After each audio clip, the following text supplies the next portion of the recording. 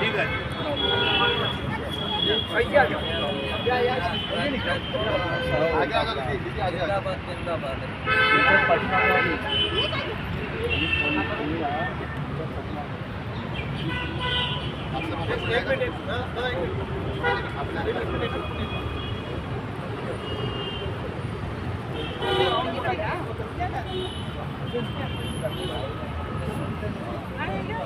असे वाटलं राजूभाऊ आवलं का रे?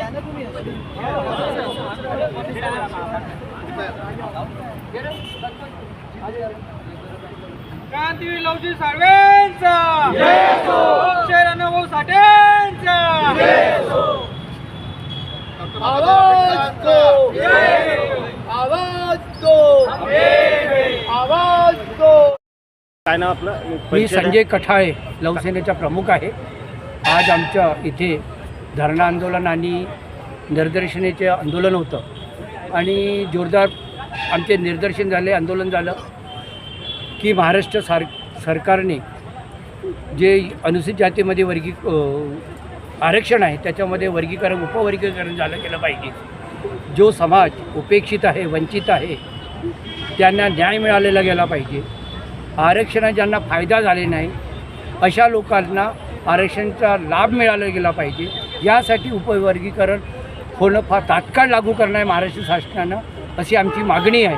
आणि जी मेगा भरती आहे महाराष्ट्रामध्ये ते मेगा भरती रद्द करून जेव्हापर्यंत वर्गीकरण होत नाही तेव्हापर्यंत भरती बंद करण्यात यावी अशी आमची मागणी आहे. काय सांगाल सर आपण? आपलं परिचय द्या. मी फकीरा खडसे, माजी जिल्हा परिषद उपाध्यक्ष. आरक्षणाची निर्मिती घटनाकारांनी या देशातील वंचित लोकांच्या उत्थानासाठी केल्या गेली, पण त्या आरक्षणाचा लाभ येथील सर्वसामान्य माणसाच्या दारापर्यंत पोहोचला नाही.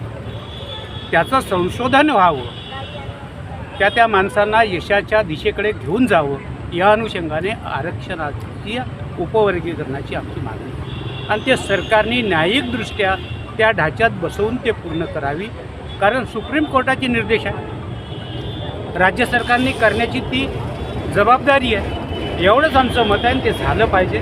त्याच्याशिवाय या देशात समता निर्माण होऊच शकत नाही. सर्व समूह, अनुसूचित जातीतले वंचित समूह हे सोबत आहे आणि त्या अंतर्गत हा राज्यभर लढा सुरू आहे. काय सांगाल सर आपण? भारतीय संविधानाला अपेक्षित सामाजिक न्याय आणि समता याची योग्य अंमलबजावणी म्हणजे अनुसूचित जातीच्या आरक्षणाचं उपवर्गीकरण. आपण बघतोय अनेक शासकीय योजना, अनेक सगळ्या गोष्टी या आरक्षणामध्ये अनुसूचित जातीच्यासाठी असतात, परंतु त्याची योग्य हिस्सेवाटी ही काही समाजापर्यंत पोचत नाही. ही हिस्सेवाटी किंवा या आरक्षणाचा लाभ हा 59 जातीपैकी मागे पडलेल्या समाज घटकांना पोचला पाहिजे. यासाठी महाराष्ट्रभर अनुसूचित जातीच्या आरक्षणाची मागणी मोठ्या प्रमाणात सुरू आहे आणि आमची अपेक्षा आहे की शासनाने हे वर्गीकरण लवकरात लवकर अंमलबजावणी करावी. दादा आपला परिचय द्यायला सांगा. काय मी सांगा? किशोर बेहाडे, अण्णाभाऊ साठे सामाजिक संस्थेचा मुख्य सचिव. हे आरक्षणाची जी मागणी आहे, जसं अनेकांना वाटत असेल की काही आता काढलेलं पिंडू वगैरे आहे, असं काही नाही आहे. ही मागणी आमची गेल्या 40 वर्षापासून आहे. आज या मागणीला कुठेतरी भेटे झालं. ही जी मागणी आहे शासन दरबारी आता कुठेतरी चर्चेचा विषय झालेला आहे आणि आम्ही आरक्षण जे मागत आहोत हे कुणाचं मागत नाही आहे. आरक्षणामध्ये जो घटक सुटला, जो उपेक्षित आहे, ज्याच्यापर्यंत लाभ नाही पोचला, त्यांच्यापर्यंत कसा लाभ पोचेल एवढीच आमची मागणी आहे. त्यामुळे आमचे जे बांधव आहे त्यांनी गैरसमज करण्याची काही गरज नाही.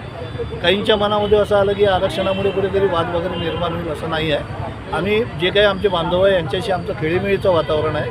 जेवढेही काही जे आमच्या सभा संमेलनं झाले, निदर्शने झाली, ते आमच्या पाठीशी आहे.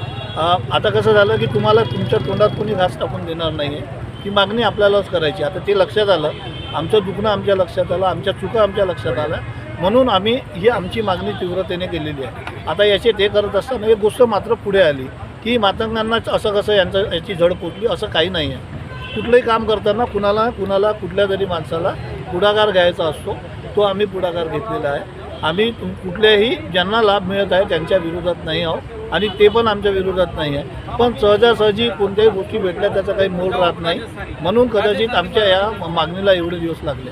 आणि सुदैवाची बाब म्हणजे अशी आहे की देवेंद्र फडणवीस या राज्याचे मुख्यमंत्री त्यांनाही वाटायला लागलं आहे, ते पण आक्रमक आहे की यांना वंचितांना आरक्षण द्यावं अशी त्यांची स्वतःची भूमिका असल्यामुळे आरक्षण भेटल्याशिवाय आरक्षणाचं उपवर्गीकरण झाल्याशिवाय राहणार नाही, हे तेवढंच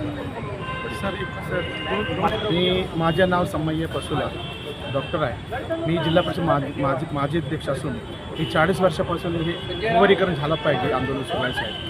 समता, बंधुत्व, स्वतंत्र आवश्यक आहे, कारण घटनेमध्ये अपेक्षित आहे साहेब. शेतकरी आमचे समाज शेती नाही आहे, सातबारा नाही आहे आणि आम्ही कष्टकार लोक आहे साहेब. आजसुद्धा आमच्या समाजाला दूर मानतात, दूरवरून पाणी देतात. आम्हाला काही सूचना, पण आम्ही अखेर समाजामुळे नाही का भारतीय संविधानानुसार आम्हाला आरक्षण भेटलं पाहिजे.